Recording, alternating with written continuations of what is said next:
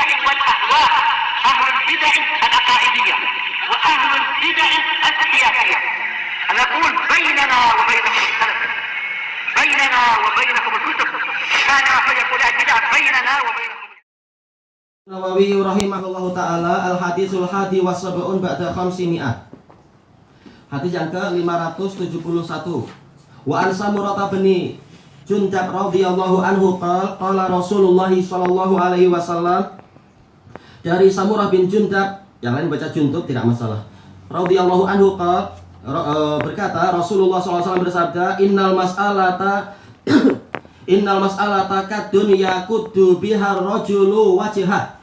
Sesungguhnya permintaan, minta-minta itu adalah goresan atau calaran yang menggores, atau yang mana seseorang dengan permintaannya itu dia akan menggores atau mencalar wajahnya sendiri. Na'udzubillah. Illa an yas'ala rajulu sultanan, kecuali kalau seseorang itu meminta kepada penguasa. Au fi amrin la budda min. La budda artinya adalah la mafar, atau dalam suatu perkara yang dia tidak mampu lari dari itu.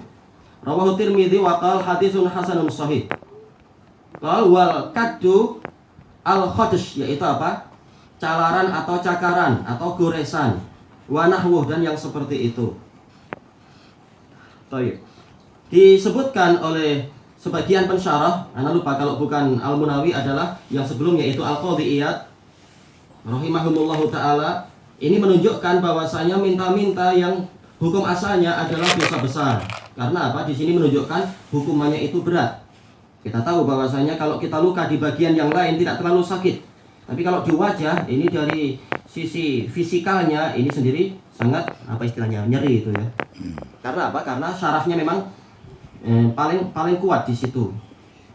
Baik, makanya kata Ibnul Qayyim rahimahullahu taala, pukulan di bagian badan yang lain itu jauh lebih ringan daripada pukulan di wajah. Karena boleh jadi orang kalau wajah dipukul itu akan mengalami cacat. Cacat yaitu apa? Syarafnya jadi berubah di situ atau mempengaruhi bagian-bagian yang lain. Baik. Dan dari sisi kehormatan, orang masih lebih ringan kalau dipukul di bagian yang lain. Jangan di bagian muka. Ini betul-betul apa? Takbih, pemburukan. Maka kita dilarang untuk memukul wajah. Nah, ternyata kita tidak suka orang lain memukul wajah sendiri, tapi boleh jadi di antara kita, di antara bahkan banyak kaum muslimin yang bukan hanya memukul, bahkan apa? Menggores wajah sendiri. Na'udzubillah. Yaitu apa? Dengan meminta-minta. Kalau dia tidak tahu sekarang, dia akan tahu nanti di hari kiamat. Boleh jadi dia akan tidak punya wajah lagi itu. Baik. Nah, kemudian setelah Rasulullah SAW mendatangkan pola yang bersifat umum di sini, kemudian apa? Rasulullah memperkecualikan. Ini tentunya apa? Istisna yang muttasil, bersambung. Taksis yang muttasil. Karena apa? Tidak mungkin ilah itu berdiri sendiri. Kecuali dikasih keringanan. Karena manusia itu memang tidak selalu dalam keadaan kuat. Manusia lemah. Maka Rasulullah SAW memberikan keringanan. Memang agama ini datang untuk memberikan keringanan, tapi enggak kemudian diremehkan. Illa an yas'ala rajulu sultana, kecuali kalau seseorang itu meminta kepada penguasa. Kenapa demikian? Karena yang namanya penguasa, waliyul amr, memang mereka adalah memegang urusan kita. Sementara apa? Manusia tidak mungkin dia itu mampu mengurusi seluruh urusan dia. Kalau emang dia perlu urusannya dibantu oleh penguasa, dia boleh meminta hak kepada penguasa. Sebagaimana penguasa telah mendapatkan haknya dari kita, yaitu apa? As-sam'u wa ta'ah, untuk didengar, untuk ditaati, perintahnya diikuti, dan seterusnya. Nah, kita punya hak untuk apa? Mendapatkan bantuan dari Baitul Mal, mendapatkan hak perlindungan, mendapatkan hak keadilan, dan seterusnya. Maka boleh kalau meminta kepada waliyul amr. Baik. Yang kedua, au fi amrin la budda min, atau di dalam perkara yang dia tidak mungkin lari dari itu. Yaitu apa? Dia sudah kelaparan dan telah tertutup darinya secara dohir, secara sudut pandang akal dia sudah berbagai cara tidak lagi ada. Sementara sekarang dia sudah darurah, sudah sangat kelaparan, maka boleh dia meminta-minta. Baik.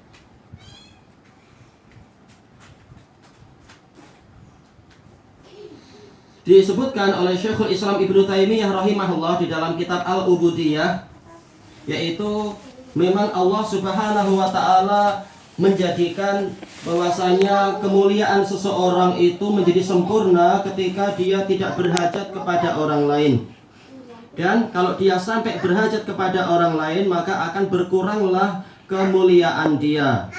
Dan terus-menerus kemuliaan itu berkurang selama orang itu masih menampakkan hajatnya kepada orang lain. Kata Syekhul Islam, hatta syarbatama, sampai bahkan sekedar minum air.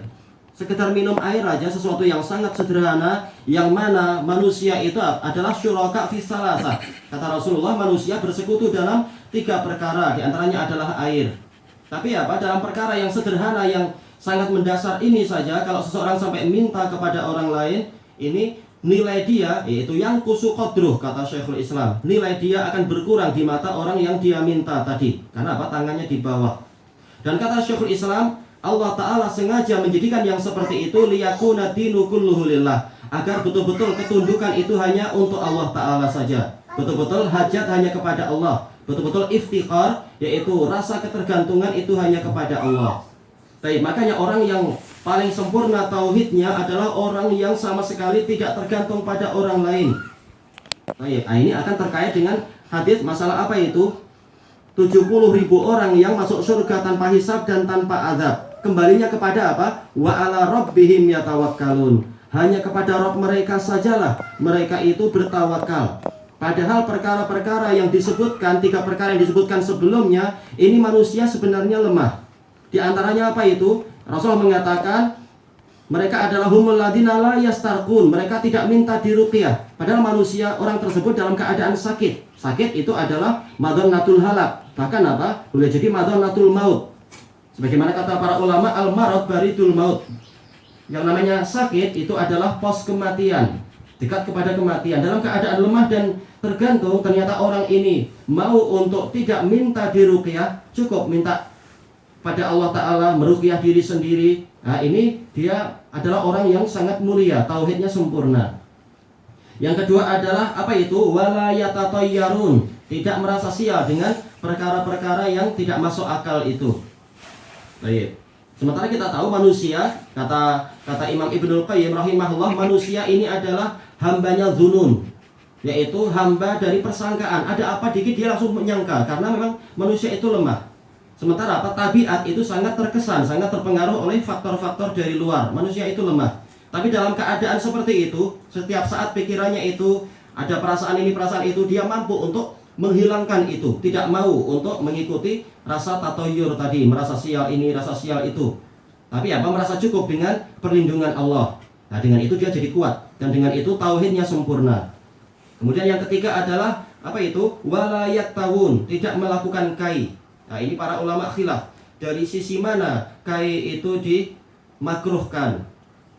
Disebutkan oleh Imam Syaukani rahimahullahu taala dalam Nailul Autar, yaitu ada beberapa pendapat, di antaranya adalah yaitu kebiasaan orang Arab kalau mereka nggak suka kai. Karena apa? Karena panas. Rasulullah mengatakan, wa ana akrahul kai, saya membenci pengobatan dengan besi panas.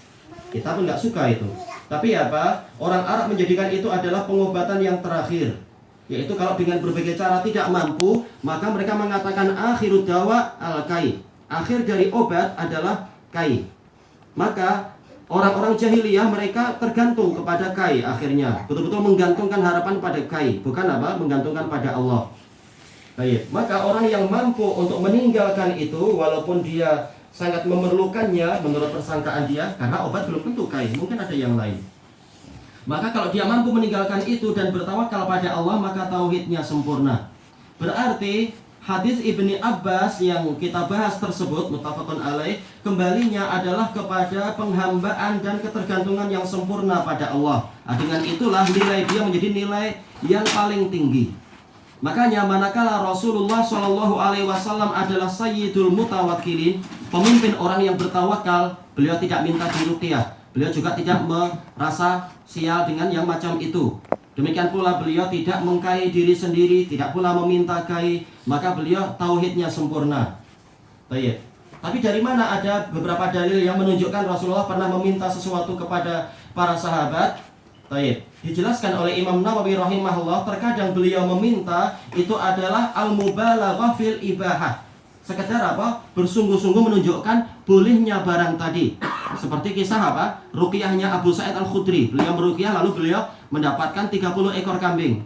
Banyak sahabat yang ragu-ragu untuk memakan ini. Kemudian Rasulullah mengatakan apa? Itu adalah halal dan berikan kepadaku sebagian. Secara bahasa kita. Tayyib, kulu wadribu li minha sahma. Makanlah dari kambing itu dan jadikan saya itu mendapatkan bagian. Kata Imam Nawawi, ini Rasulullah sekedar untuk menjadikan biar sahabat itu tentram hatinya. Karena kalau Rasul mengatakan makan tapi beliau nggak mau, nanti para sahabat sebagian tidak mau itu. Seperti yang di dalam kisah siapa itu? Abu Ayyub Al-Ansari.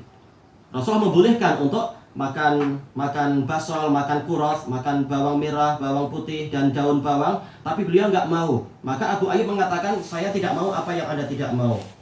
Nah, dalam rangka untuk menutup macam itulah dalam case Abu Sa'id tadi, masalah apa itu upah ruqyah, Rasulullah SAW ikut makan agar para sahabat tahu bahwasanya ini memang halal.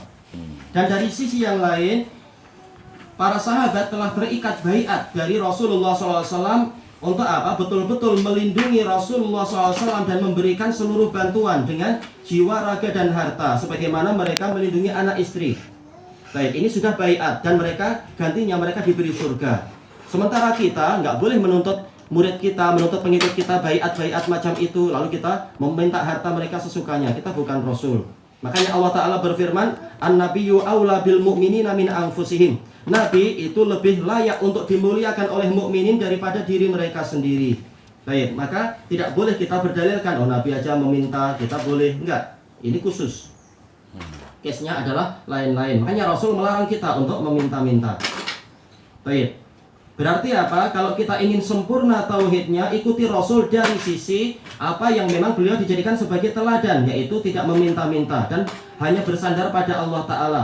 Adapun ada pengkhususan, yaitu beliau pernah meminta karena faktor lain, bukan karena masalah yang disebutkan tadi, yaitu sekedar ingin makan, ingin minum, memakan harta orang lain, bukan, tapi karena faktor-faktor yang sangat khusus tadi itu. Berarti intinya pembahasan di sini adalah apa? Bahwasanya orang yang meminta-minta maka tauhid dia itu berkurang.